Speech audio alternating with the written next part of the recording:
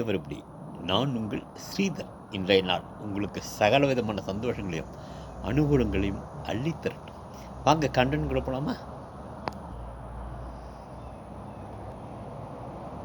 வீடு கட்டின்னு இருக்கீங்களா ப்ரோ?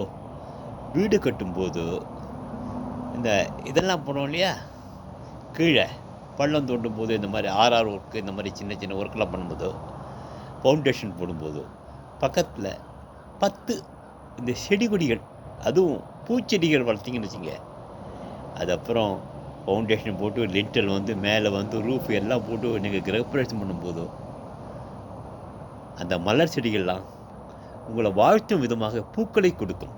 உங்களுக்கு மனசுக்கு ரம்யமாக இருக்கும். உங்களை பூக்கள் வரவேற்கும் ஒரு அருமையான சந்தர்ப்பமாக உங்கள் கிரகப்பிரவேசம் அமையும். செய்வீங்களா?